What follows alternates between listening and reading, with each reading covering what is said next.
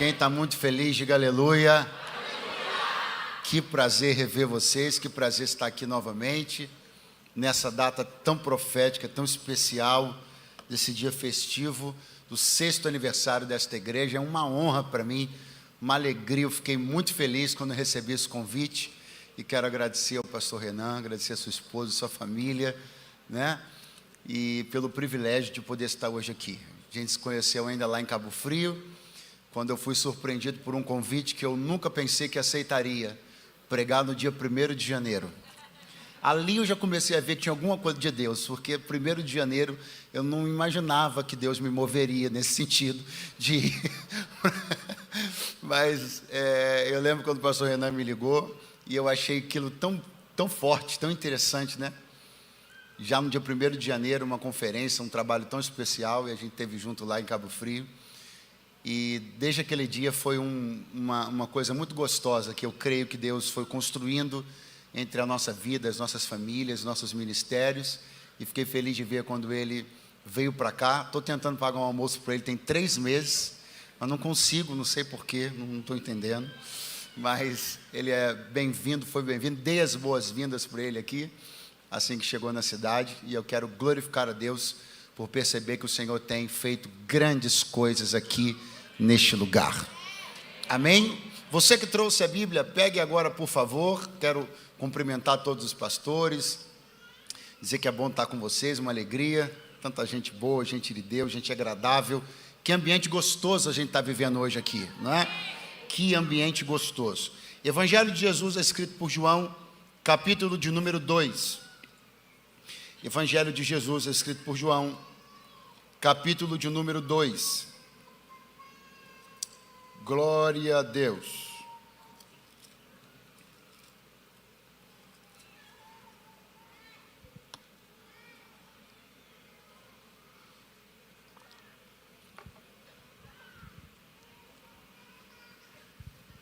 Capítulo 2 do Evangelho de Jesus, segundo escreveu João.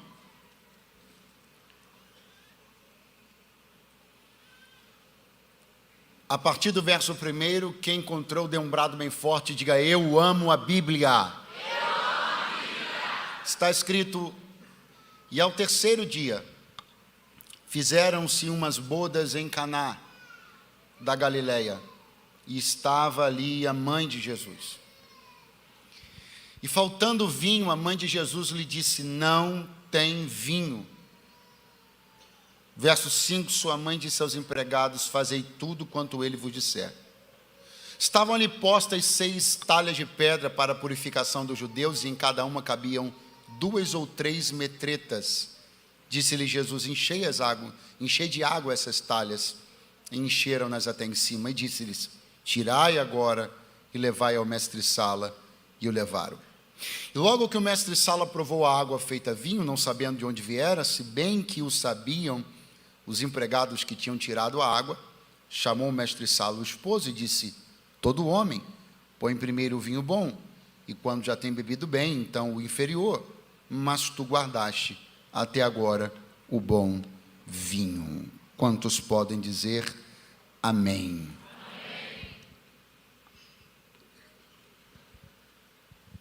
Por que esse milagre é tão importante? Se ele tivesse posicionado em qualquer tempo do ministério de Jesus, ele seria um milagre incrível. Imagine você o que é não ver a água ser transformada em vinho.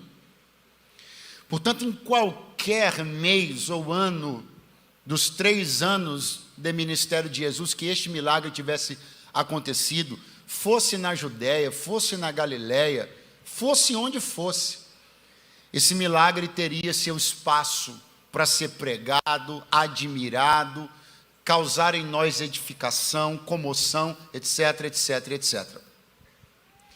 Mas o fato dele estar posicionado onde está, dá a ele uma importância ainda maior, porque João, no último versículo deste texto, escreveu assim: principiou assim Jesus os seus sinais em Caná da Galileia.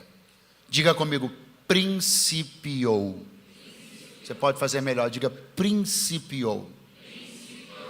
De uma maneira assim bem basicona, se você perguntar para uma pessoa que já está com um pouquinho mais de intimidade com a Bíblia, e fala uma coisa sobre a água transformada em vinho, sobre o milagre de Caná da Galileia, a pessoa vai te dizer, foi o primeiro milagre de Jesus.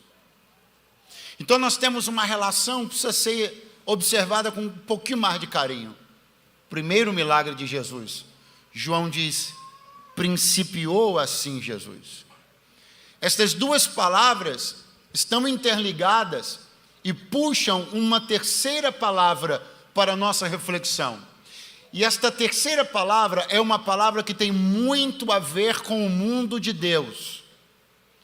Esta terceira palavra é uma palavra muito comum no Antigo Testamento e que recorrentemente era algo que Deus requeria. Eu estou falando de primícias. Primícias diz respeito a uma entrega primária. A primícia não é, obviamente, algo que se faz de forma secundária. A primícia é algo que se entrega primeiro. Mas não é apenas uma questão ordinária, melhor, ordinal. Não é ser primeiro, segundo ou terceiro. A questão da primícia está na dedicação de algo muito valioso. A questão da primícia está na dedicação de algo que de fato toma um lugar e uma importância distintas dentre tudo que pudera vir depois a ser entregue. Então, por favor, vamos entender que este milagre precisa ser olhado com um óculos de alguém como eu e você, que está sendo chamado pelo Espírito a entender que este milagre são as primícias do ministério de Jesus. Agora repare, o movimento do Antigo Testamento são primícias do homem para Deus. Mas aqui, no segundo capítulo deste livro do Novo Testamento, não são os homens que estão entregando uma primícia para Deus. É Deus, é Jesus quem está entregando as primícias do seu ministério para os homens.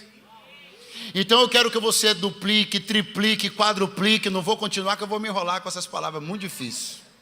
A sua atenção para entender que este casamento, o milagre que aconteceu em João capítulo 2, é uma entrega muito importante, muito distinta e muito diferenciada de tudo aquilo que Jesus viria a fazer. E olha que ele viria a fazer muita coisa boa depois disso, mas nada pode se comparar às primícias. As primícias têm relação com aquilo que mais faz o coração bater. As primícias têm relação com o entrelace profundo entre o doador e o recebedor. As primícias têm relação com aquilo que quem está entregando quer mostrar, como ele quer tocar aquele que está recebendo. Eu tenho algo de Deus para dizer para você no primeiro dia dessa festa de 6 anos. Puxa vida, sim. Eu quero dizer a você, no primeiro dia dessa festa de 6 anos, Deus os reúne hoje aqui para dizer, eu tenho uma primícia para te entregar. Eu tenho algo que tem ligação com o meu coração e o seu, algo que eu já identifiquei que você precisava receber, algo que talvez nem você tenha percebido quanto era urgente acessar, mas eu vim trabalhando nisso toda a semana e reuni vocês aqui esta noite para dizer, eu tenho um presente para entregar na sua mão.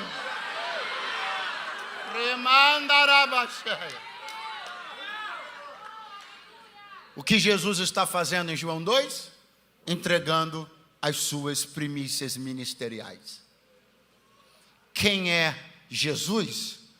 Ele é muita coisa boa, muita coisa grandiosa. Mas nas palavras do apóstolo Paulo escrevendo aos Colossenses, Jesus é uma coisa muito interessante que encaixa muito bem aqui. Paulo escreveu assim, ele é o primogênito de toda a criação. Ser o primogênito de toda a criação não significa ser o primeiro a ser criado. Ser o primogênito de toda a criação significa que toda a criação demandou dele. João falou melhor sobre isso no primeiro capítulo do seu livro, ao dizer: ele estava no princípio com Deus. O verbo se fez carne e habitou entre nós. Ele é a palavra em movimento. Nada daquilo que foi feito teria sido feito não fosse por ele, porque ele é o primogênito de toda a criação.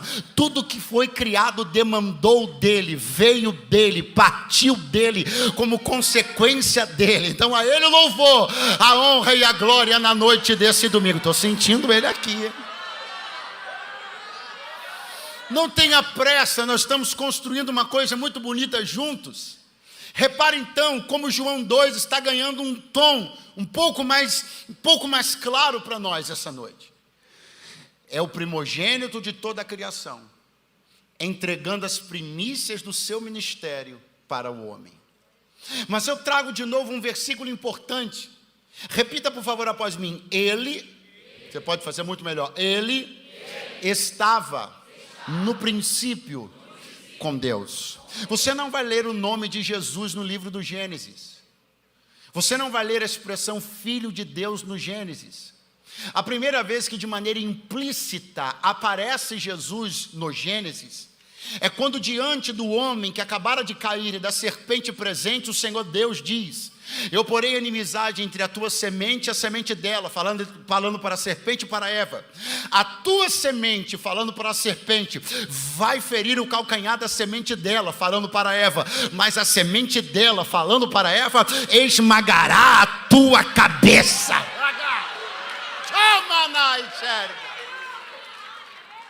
Repito, não há o nome de Jesus no livro do Gênesis. Não há expressão Filho de Deus no livro do Gênesis. Por quê, pastor? Porque Jesus era um mistério escondido desde toda a eternidade. Então você não vai enxergar isso no Gênesis, mas ele estava lá. A Bíblia diz que ele estava lá no princípio com Deus. Significa, portanto, entender, não vai embora, que Jesus estava lá.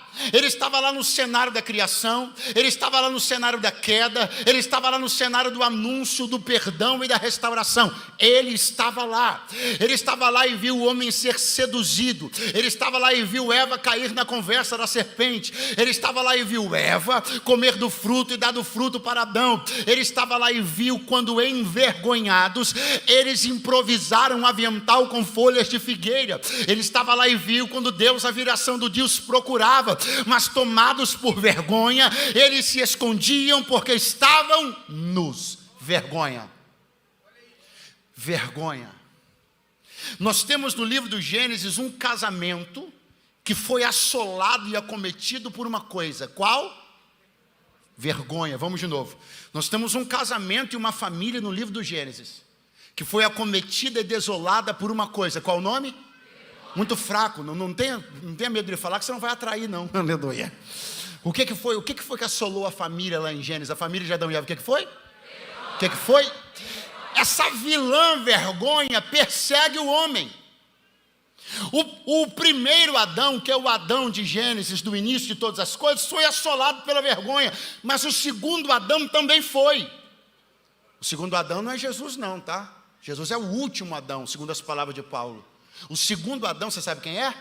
Noé. Por que Noé é o segundo Adão? Porque Deus promoveu um restart na terra inteira e poupou só a família de Noé. Então, a partir de Noé, Deus começou toda a humanidade de novo. Então é por isso que Noé é um segundo Adão, é um tipo de um segundo Adão, porque Deus restartou a humanidade através de Adão, através de Noé. E o que aconteceu com Noé quando ele saiu da arca? Alguém sabe? Plantou uma vinha, bebeu do vinho, ficou embriagado e foi visto nu pelos seus filhos. Olha a vergonha batendo na porta do segundo Adão de novo. Só que agora ela bate a porta com um agravante, porque Adão e Eva não tinham filhos quando ficaram envergonhados. A vergonha deles não tinha para quem ser mostrada. Já Noé, sua vergonha foi vista pela sua família. Compreenda como a vergonha está numa patente mais elevada. Porque primeiro Adão envergonhou-se de si mesmo, mas Noé agora está envergonhado diante da sua família. Eu quero abrir uma janela diante de você para você começar a entender que esta vilã continua querendo bater na porta de famílias, casamentos, na relação de pais e filhos, de ministérios. Mas eu vim de Deus aqui liberar uma palavra: não haverá o poder da vergonha sobre a tua casa, sobre os teus negócios, sobre a tua família. Ela andou batendo na porta, o vento da vergonha andou açoitando a tua janela, mas assim te diz o Senhor: eu estou entrando, como entrei nas bodas de Caná, aquele que estava lá, porque não vai ter vergonha, não vai ter vergonha. Aleluia!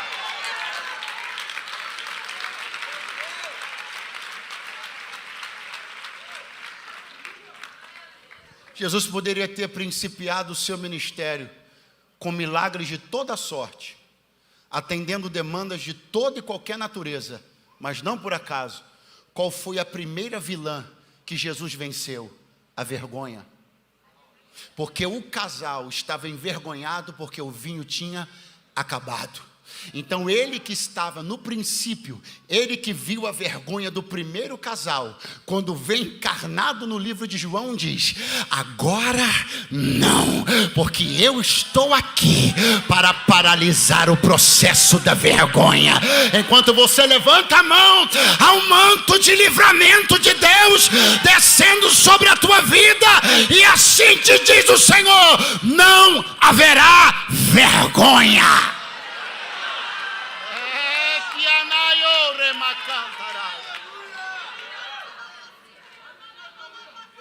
Ele estava no princípio com Deus. O milagre que será operado será um milagre de uma natureza. Repare bem, o vinho acabou. E o que Jesus decidiu fazer? Transformar a água em vinho. Preste muita atenção, porque eu repito o que Paulo escreveu aos Colossenses. Ele é o primogênito de toda a criação. O que já se sabia sobre Jesus desde então? Que ele tinha poder para criar. Vamos de novo. Tinha poder para quê? Criar. Não tem, ele cria. Não existe, ele cria. Não há lá, ele cria. E mas agora? Ele cria. Isso já era sabido sobre Jesus.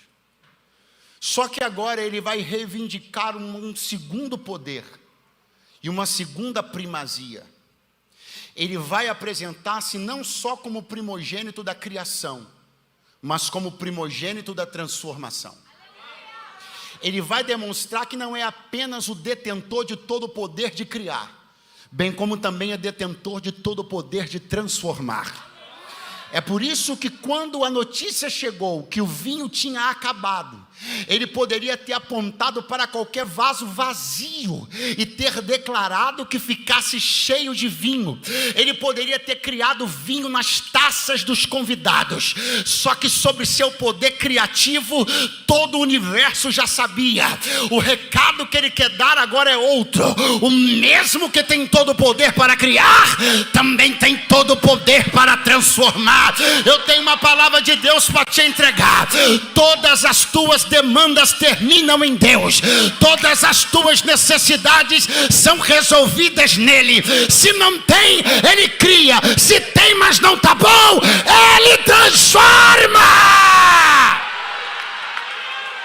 Acorda alguém que está do teu lado e diga para ele: a tua procura acabou. Todas as tuas demandas são resolvidas por uma pessoa só. Se não tem, ele cria. Se está ruim, ele transforma. Não precisa mais bater em nenhuma porta. Não tem que se aventurar em religião mais nenhuma. Não precisa de viagem esotérica. Vai cancelar teu guru de estimação, porque tuas respostas acabam no nome dele.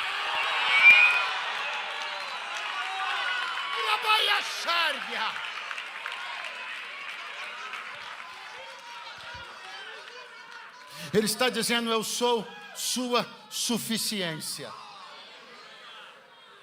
Ele está dizendo: eu sou a sua suficiência. Você não precisa de mim e de mais alguns aparatos. Você não precisa de mim e mais alguns contatinhos. Você não precisa de mim e mais alguns planos B. Você não precisa de mim e mais algumas cartas na manga. Você não precisa de mim e mais alguns esquemas por debaixo dos panos. Eu sou a resposta de todas as tuas perguntas. Eu sou a explicação de todos os teus anseios. Eu sou a paz para todas as tuas guerras. Eu sou o alívio de todas as tuas dores. Eu sou.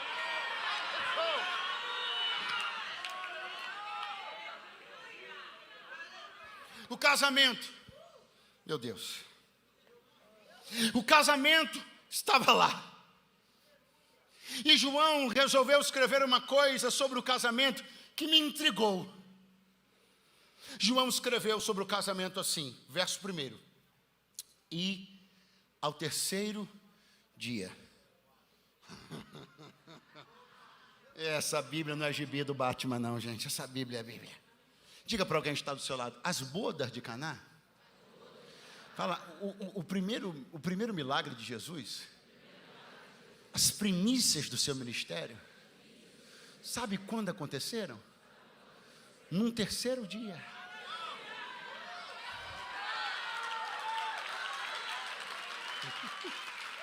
É bom pregar para a igreja ligada, você viu? Nem apliquei, posso até agradecer a oportunidade. Pastor, mas isso ficou bonitinho, ficou uma gracinha. Mas qual é a verdade prática em torno dessa noção de tempo que o texto está propondo? A primeira verdade prática que essa noção de tempo que o texto está propondo nos dá é que eu estou vendo um princípio que, na verdade, norteia e permeia todo o ministério de Jesus: coerência, alinhamento.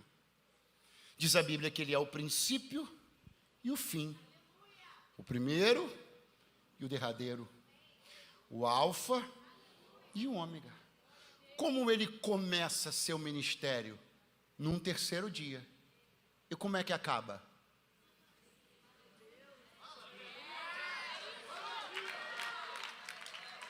É porque essa luz baixa, às vezes o arrebatamento vem. Vamos de novo.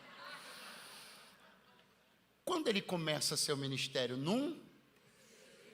E quando é que ele acaba? Alfa e ômega, princípio e fim, primeiro e derradeiro. Começou no terceiro, terminou no terceiro. Só que veja, tem uma coisa que você não pode jamais perder, em hipótese alguma, ao ler os milagres da Bíblia, é essa aplicação do pertencimento, da apropriação. Você não lê um milagre da Bíblia como se aquilo ali fosse uma coisa que aconteceu exclusivamente num tempo para uma pessoa e que não tem nada a ver com você. Porque se fosse assim, nenhum milagre da Bíblia serviria para nenhum de nós que está aqui. Então, obviamente, quando eu leio um milagre da Bíblia, quando eu leio uma bênção de Deus para a vida de alguém, de Abraão, de Isaac, de Jacó, de quem quer que seja, eu leio com sentimento de apropriação. Eu quero que, tal qual o Senhor Deus falou para Abraão: em ti serão benditas todas as famílias da terra. Eu estou dizendo, eu quero isso para mim. Eu quero que sejam benditas as famílias das pessoas que me rodeiam. Então, o sentimento de apropriação é um sentimento natural para quem lê a Bíblia. Quem me entende, diga amém. Mas o sentimento de apropriação não é um sentimento de alienação. Como assim? Óbvio. Eu estou, por exemplo, vamos seguir com Abraão. Eu estou, por exemplo, lendo o Senhor dizendo para Abraão: em ti serão benditas todas as famílias da terra. Eu estou me apropriando, estou crendo. Senhor, abençoa meu vizinho da direita, meu vizinho da esquerda, que a minha vida abençoe a sociedade ao meu redor. Glória a Deus. Só que eu não estou olhando para esse texto e achando que eu sou judeu. Eu não sou judeu. Talvez alguém aqui seja. Ótimo, eu não sou. Eu não tenho parentesco sanguíneo com Abraão. Minha família não é oriunda da Palestina. Então eu estou lendo a Bíblia com sentimento de apropriação, mas não de alienação. Eu sei que aquilo é uma verdade espiritual da qual eu posso me apropriar, mas eu também sei que eu não sou descendente fisicamente de Abraão, que minha família não é oriunda da Palestina, etc, etc, etc. Pastor, onde o senhor quer chegar? Já cheguei. Que eu estou olhando para João 2, estou profetizando sobre mim, sobre você. Não vai ter vergonha, Jesus vai transformar, vai ser tudo lindo. Só que isso não tira de mim a ideia de que o casal de João 2 não são Eduardo e Camila. O casal de João 2 é outro casal. O milagre de João 2 aconteceu em Caná da Galileia, não foi na Barra da Tijuca.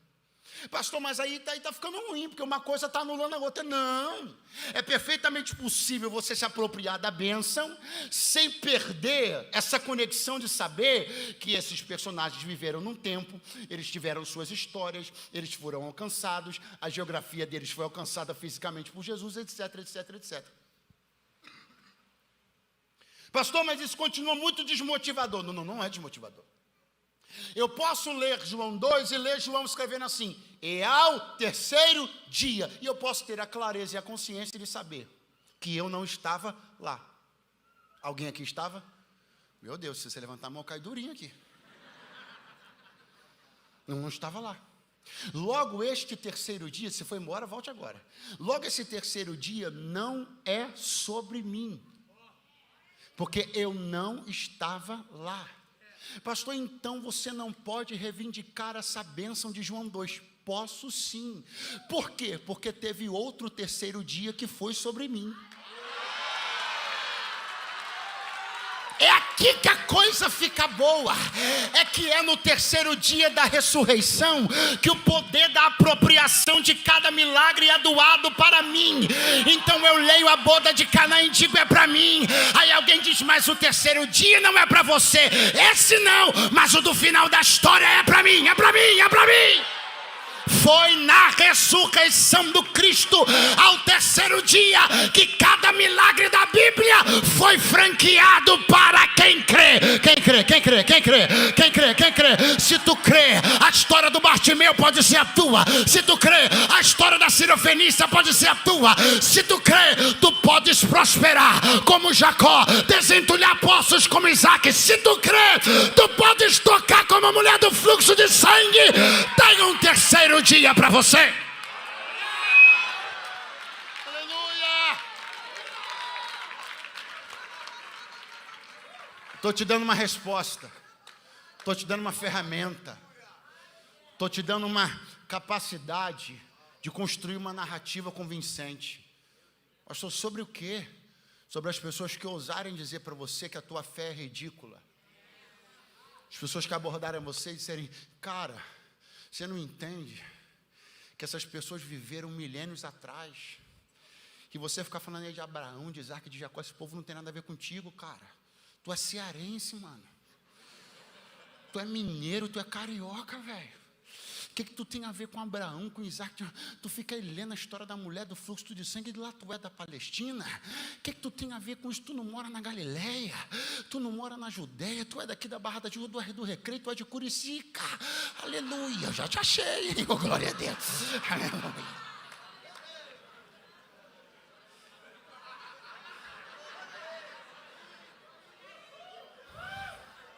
Salve Curicica. Campo Grande. Campo Grande é a capital secreta do mundo, as pessoas só não sabem.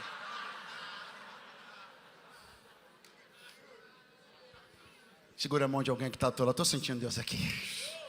Chacoalha ele e diz assim, o próximo engraçadinho que quiser tripudiar da tua fé, dizendo que a Bíblia não é para você, porque tu não é judeu, porque tu não nasceu na Palestina, tu não viveu naquela época, lembra ele só de uma coisa, que quando Jesus levantou no terceiro dia, ele trouxe você junto.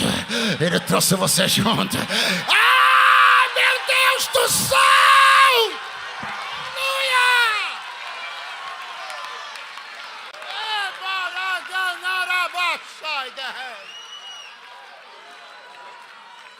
Oh, bendito o nome de Jesus.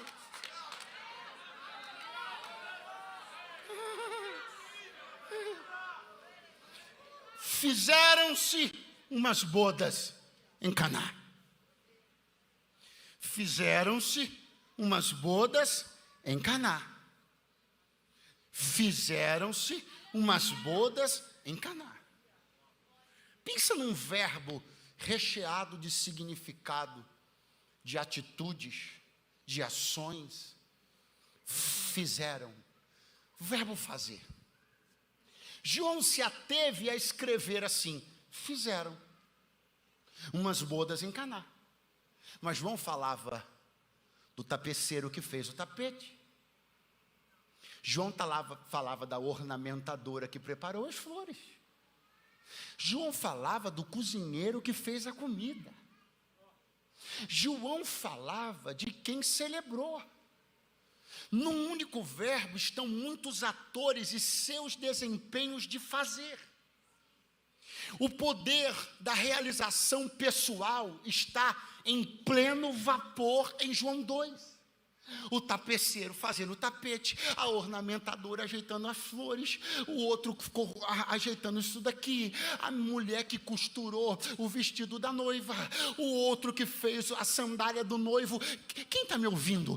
Há um espetáculo de fazeres. As bodas de Caná estão com o palco cheio de atores em seus desempenhos mais sublimes, porque todo mundo quer fazer bonito para o casamento do pessoal dos noivos de Caná. Então repare, por favor, repare, o palco está cheio de atores em seus desempenhos mais sublimes.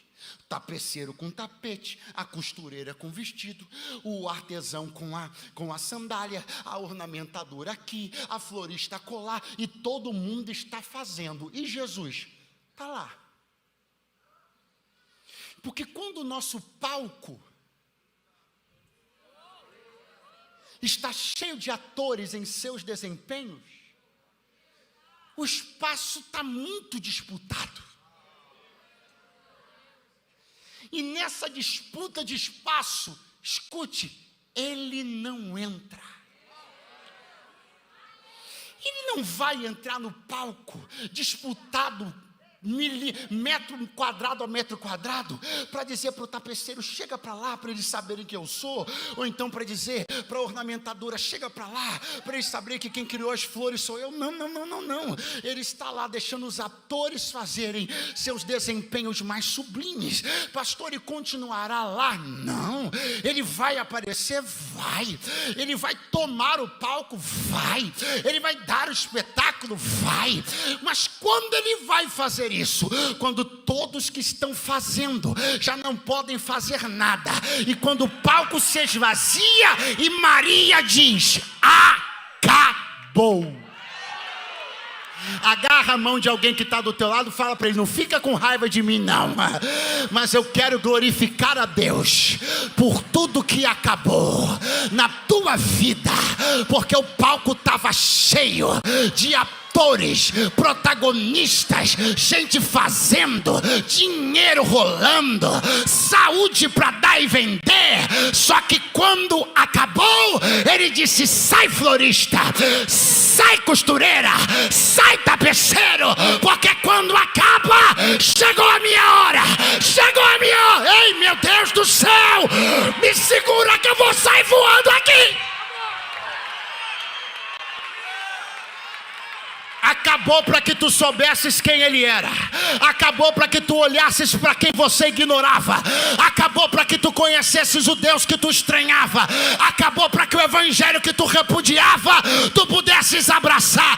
Eu quero glorificar a Deus, porque se não tivesse acabado, você ainda estava de nariz em pé. Mas como acabou, você está aqui hoje dando glória a Deus e aleluia.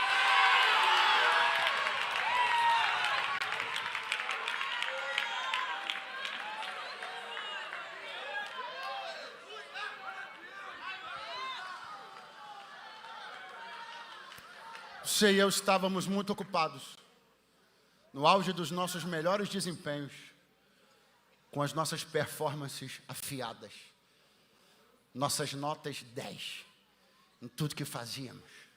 E ele lá. O palco está muito cheio. Você reivindica o protagonismo da sua vida todo dia. Você diz que tudo isso está acontecendo porque você é muito bom. Você está cercado de pessoas que você confia que com um telefonema elas podem resolver qualquer coisa que você precisa.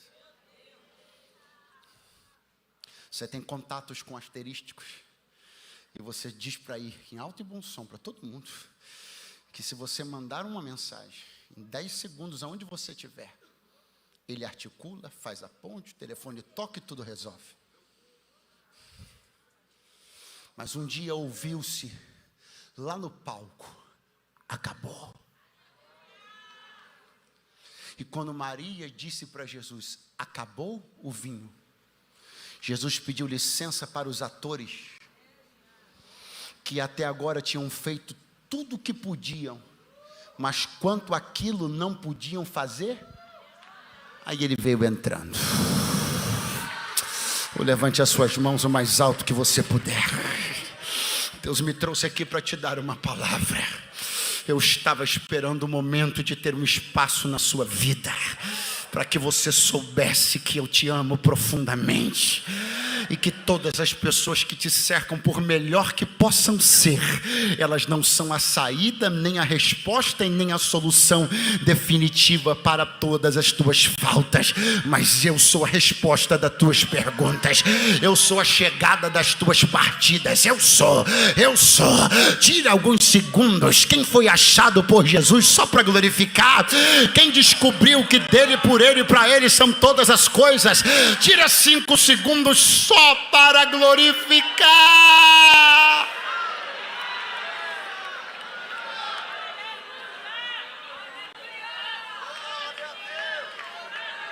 Aleluia!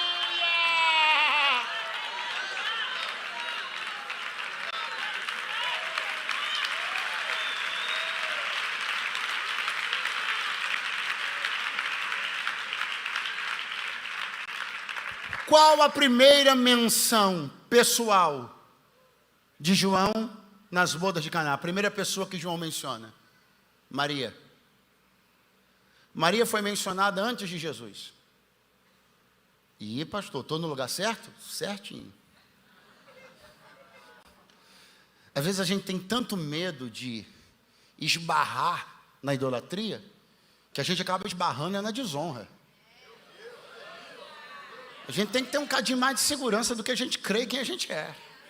Você não precisa ter reserva nenhuma de falar bem da irmã Maria. A irmã Maria foi uma agraciada. O Senhor era com ela. Bendito o fruto que estava no ventre dela. Você acha que alguma mulher pode se comparar a Maria? Alguma mulher já nascida ou que ainda vai nascer teve o privilégio que Maria teve, sim ou não? Então não há problema nenhum em enaltecer a pessoa de Maria, desde que ela fique no lugar dela. Então repare, há um protagonismo.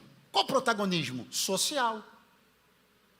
Por que há um protagonismo social? Não se escandalize, ouça o que eu vou dizer agora. Quem era Jesus socialmente naquele casamento? Um solteiro de 30 anos que morava com a mãe. Eu estou falando alguma mentira? Quem era Jesus socialmente? Ele não tinha ainda iniciado o seu ministério. Ele era um solteiro de 30 anos que morava com a mãe. É por isso que quem foi convidada foi a Dona Maria. Porque o protagonismo social era de Maria. Então a Dona Maria foi convidada para o casamento. E Jesus está lá porque é filho da Dona Maria. Aquela coisa de chame Jesus para o seu casamento e terá transformação. Não, eles nem sabiam que era Jesus. Eles só estavam lá por causa da mãe dele. Só que a beleza disso tudo é o seguinte: eles não sabiam. Eles ignoravam quem Jesus era, mas eles conheciam a irmã Maria. E por chamar a irmã Maria, quem a irmã Maria levou? Jesus. Pastor, onde o senhor quer chegar? Já cheguei. Tem um montão de gente que simplesmente ignora quem Jesus é, a ponto de que não iria convidá-lo jamais para festa nenhuma. Mas essas pessoas que ignoram quem ele é, conhecem você. E quando convidarem você, adivinha quem você vai levar?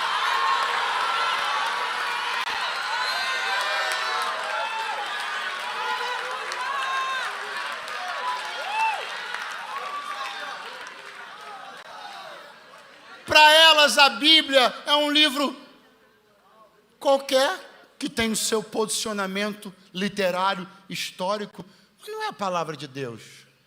Mas elas conhecem você, e você tem a palavra. E quando você for, adivinha que livro você leva na mente, no coração, e até debaixo do sovaco, se quiser também, a Bíblia. Então, a Maria vai anunciar para Jesus, e eu já começo a me apressar, vai anunciar para Jesus, acabou. O vinho acabou. Jesus então vai olhar, melhor a Maria vai olhar e vai para os serventes, para os garçons, para os trabalhadores da festa, e vai dizer, olha, façam tudo que ele mandar. E ele vai mandar mesmo. Ele vai olhar 6 talhas de pedra, que estavam ali para um rito de purificação dos judeus. Ele olha para as 6 talhas de pedra, olha para os serventes da casa, e diz assim para eles, enchei de água essas talhas. De repente, o solteiro de 30 anos, que está com a festa, na festa por causa da mãe, olhou para os empregados e começou a dar ordem. Eles pegam aquelas talhas ali e os caras obedeceram. Porque a irmã Maria tinha moral, a irmã Maria tinha pedido, eles estão obedecendo. Só que é interessante porque, veja, Jesus diz assim, enchei de água essas talhas. Aí diz a Bíblia que eles vão pegar as talhas e vão fazer uma coisa, pergunte qual? Encheram até em cima. Eu fico pensando o seguinte, era muito normal que tivesse passado pela cabeça deles uma coisa mais ou menos assim. Bom, a gente nem conhece esse cara. Ele é o filho da irmã Maria. A gente está fazendo um favor de carregar 6 talhas e encher de água para ele. Bota metade, que já está muito bom, porque não tinha nem razão nenhuma da gente estar fazendo isso.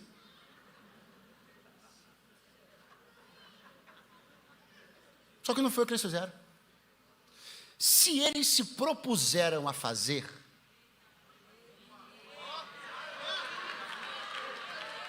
já que se propuseram a parte mais difícil, pergunte qual? Obedecer. Então por que depois de se propor a obedecer, se abaixaria o nível? O caminho da obediência redunda na subida do nível. Não é para baixar o nível porque obedece, é para subir o nível porque obedece. Então o que eles vão fazer? Encheram até em cima. Porque não me parece fazer sentido, depois de obedecer a parte mais difícil, ficar preguiçoso na hora de escolher o nível. Pastor, onde o senhor quer chegar? Não, eu já cheguei, eu estou falando com você, que fez a parte mais difícil. Você saiu de casa num domingo de sol, depois de acho que tem uns 30 dias chovendo no Rio, não é possível, irmão, estou quase soltando uma pomba, igual Noé, para ver se... Um domingão de sol, vem você para a casa de Deus, 18 horas com sol ainda, e você chegou aqui, ou seja, a parte mais difícil, a parte que alguém pode dizer não tem sentido em obedecer, tem um programa melhor para você fazer com a tua família numa noite ou num dia ensolarado no domingo, aí você vem até aqui, aí depois de estar aqui, depois de obedecer a parte mais difícil, depois de se mover, depois de sair da inércia, aí vem você e quer me colocar um palminho de água dentro dessa talha, aí vem você e quer me economizar uns glória a Deus, uns aleluia, aí ele me trouxe aqui para dizer, não tem sentido, se você começou a obedecer, então sobe o nível, enche até em acorda essa pessoa que fingiu que não entendeu do teu lado e fala para ele, enche até em cima, nada menos que até em cima, nada menos que até em cima. Hoje não é noite de 2 dedos, 1 palmo nem 2 palmos, é noite que Deus te enche até.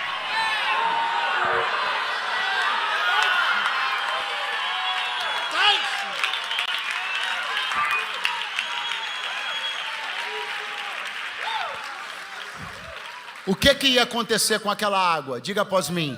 Iria ser transformada em vinho. Eles sabiam? Sabiam? Você percebe como isso é interessante? Se eles tivessem colocado metade do recipiente de água, quanto teria sido transformado em vinho? Metade. A coisa mais inusitada de mim e de você quando estamos fazendo uma coisa para Deus é que a gente não se atenta para o princípio da proporcionalidade. A gente não se ligou que o tanto dessa água será o tanto desse vinho, o tanto dessa entrega será o tanto dessa colheita. Meu Deus! O tanto dessa disposição será o tanto dessa resposta, o tanto desse glória será o tanto desse avivamento. Alguém está dizendo, está se esforçando muito para que esse monte de água, mas quando passa um tempinho, eles olham e dizem, poxa, se eu soubesse, mas eu senti no meu espírito que eu deveria fazer tudo e tudo. Agora tem uma coisa. Jesus vai olhar para aquele grupo de homens e vai dizer para eles, enchei, tarefa, enchei, depósito. Aí Jesus vai olhar para o mesmo grupo, e eu chamo a sua atenção aqui, porque não é para outro grupo não. É para o mesmo grupo que Jesus disse, enchei. Jesus agora olha e diz, tirai. Pastor, eu estou de olho aí, querendo aí, o quê? Viver esse tempo aí. Qual? Do usufruto? Do tirar? Do colher? Bênção. Tem uma dica para te dar. Jesus nunca diz tirai a quem ele primeiro não disse enchei. Não vai embora não, você que fica achando que voluntário na igreja é um monte de bobão. Você que fica se achando mais esperto do que voluntário na igreja, porque eu sou escorregadio, eu sou liso, eles vêm para cima de mim. Na hora que o vinho for tirado,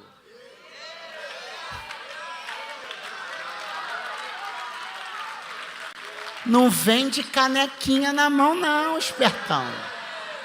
Porque eu até hoje na minha vida só vi Jesus autorizar a usufruir a quem obedeceu quando ele disse, deposita, enche, trabalha, entrega, faz. Ou levanta a sua mão mais alto que você puder. Por quê? Porque eu vim profetizar um tempo de serviço, um tempo de entrega. É aniversário desta igreja. Essa igreja é marcada pelo voluntariado, mas vai ser ainda mais marcada. Eu estou profetizando que gente vai ter tanto ardor, tanto fogo, tanto desejo de servir a Deus. Não é gente que vai colocar meio palmo de água na talha, não. É gente que vai encher até em cima. Gente que não vai se privar, não vai se escusar. Gente que vai se gastar para Deus. Mas a essas pessoas eu tenho uma notícia. Para os mesmos que ele diz enchei, ele também diz tirai, goza, usufrui. Chegou tua hora!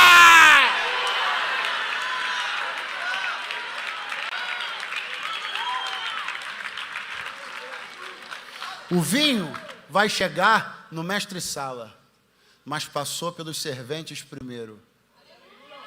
Eles foram os primeiros a ver a cor, a ver a transformação. Existem visões que Deus só faculta aos trabalhadores.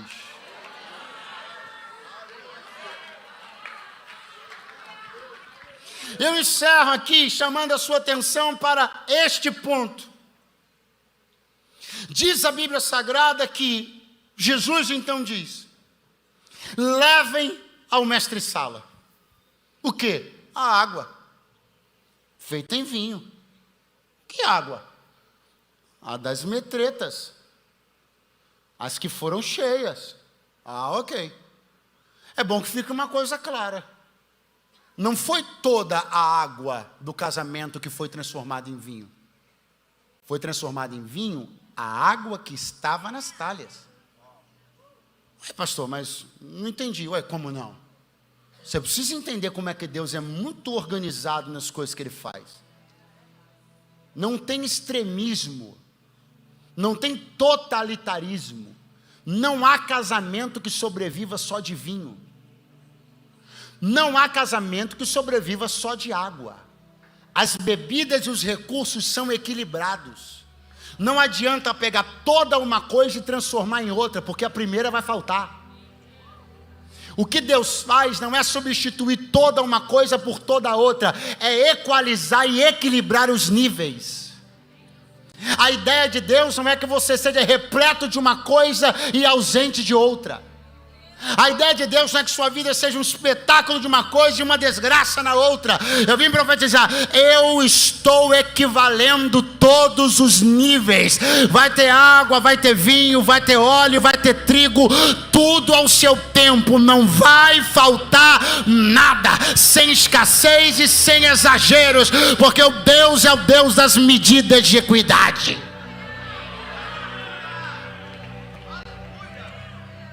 Aí o Senhor disse para eles assim: leva agora, leva o mestre-sala. A gente não pode provar? Não. O noivo não pode provar primeiro? Não. Eu quero que uma pessoa em particular prove. Quem? Um especialista. Eu quero um parecer técnico. Eu não quero alguém muito espiritual, não. Nessa hora eu não quero, não. Eu quero um técnico. Eu quero que o parecer que seja dado seja respeitado por todos. Eu não quero que alguém que é muito crente, muito pentecostal, prove e diga muito bom, porque vão dizer, não, é porque ele ali, irmão, tudo para ele. Se der água barrenta, ele vai dizer que está bom. Não. Eu quero que isso seja colocado na mão de alguém que quando der seu laudo não será questionado. O que eu estou fazendo será provado e comprovado por alguém que quando emitir sua opinião será respeitada, porque o que eu vou fazer será inquestionável. Não haverá quem tente erguer argumento algum para descredibilizar o que eu estou perto de fazer. Pega a mão de alguém que está do teu lado e diz para ele: eu não sei quem vai ser o mestre-sala na tua vida, mas alguém Deus já escolheu para dar um parecer e dizer: é verdade, é coisa boa, Deus fez mesmo. Eu não sei o que aconteceu não, mas é verdade. Glória!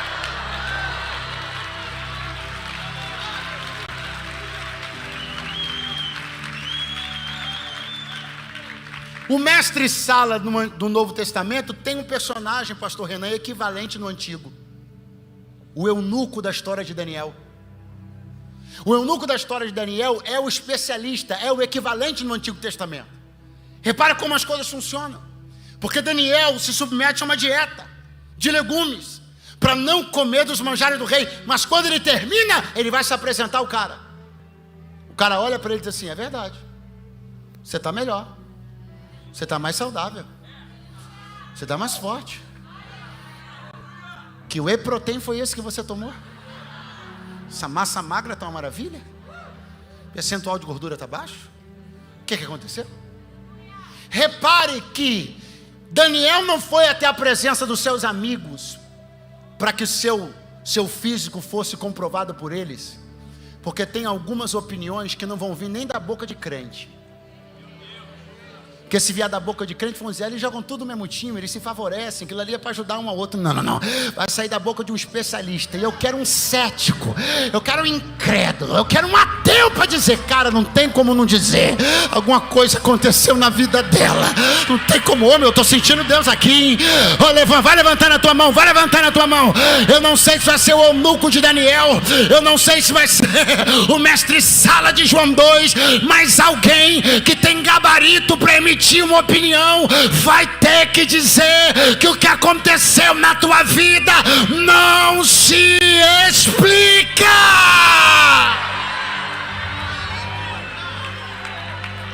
Aleluia! Eu chamo a banda para a gente encerrar junto. Agora olha o que o mestre Sala vai dizer para ele. Todo todo homem faz assim, assim e assim. Todo homem age assim, assim e assim. O que o mestre Sala está dizendo? Há um padrão de comportamento normal. Há uma praxe estabelecida, um protocolo social. Eu estou anelando, eu estou ansiando pelo dia que alguém vai olhar nos meus olhos e nos seus e vai dizer assim: todo mundo que eu conheço faz assim, beija a mão do fulano, bajula o ciclano, compra o beltrano, paga suborno para aquele, jeitinho para aquela, bota isso debaixo do pano, superfatura aquilo, mas você... Ei, vem, galera. Mas você aponta o dedinho para alguém que está do teu lado e diz: guarda esse dia, hein? Porque daqui a pouco alguém vai parar perto de você e vai dizer: todo homem, todo empresário, todo marido, toda mulher, todo pai, todo mundo teria um jeito normal de agir, todo mundo obedeceria uma praxe, todo mundo seguiria um protocolo, todo mundo pegaria um atalho. Mas e você? Você não é todo mundo, porque você não é todo homem, você não é toda mulher. Por quê? Porque aquele que não é qualquer um, Jesus, entrou na tua vida, e desde que aquele que não é qualquer um entrou na tua vida, você passou a não ser mais como todo homem, como toda mulher, como todo moço, como toda moça, como todo empresário, como todo empreendedor. Não dá para ser mais normal depois que Jesus entra na nossa casa. Celebra e glorifica. Celebra, glorifica e vai ficando de pé do teu lugar. Celebra, glorifica e vai ficando de pé do teu lugar. Celebra, glorifica e vai ficando de pé do teu lugar.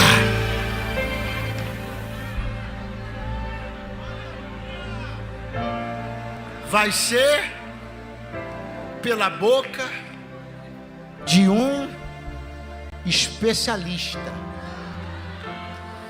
Vai ser pela boca de um especialista. Você era como todo mundo antes de conhecer Jesus.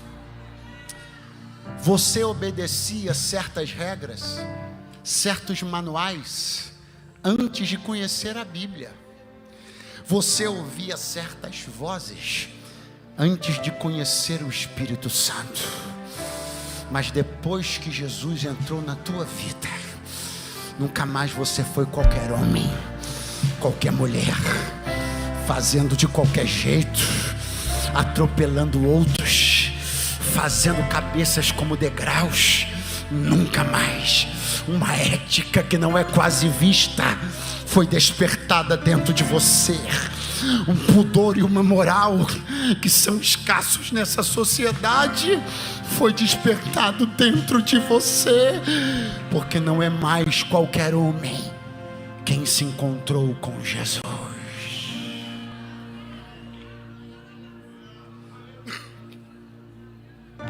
As pessoas vão querer entender,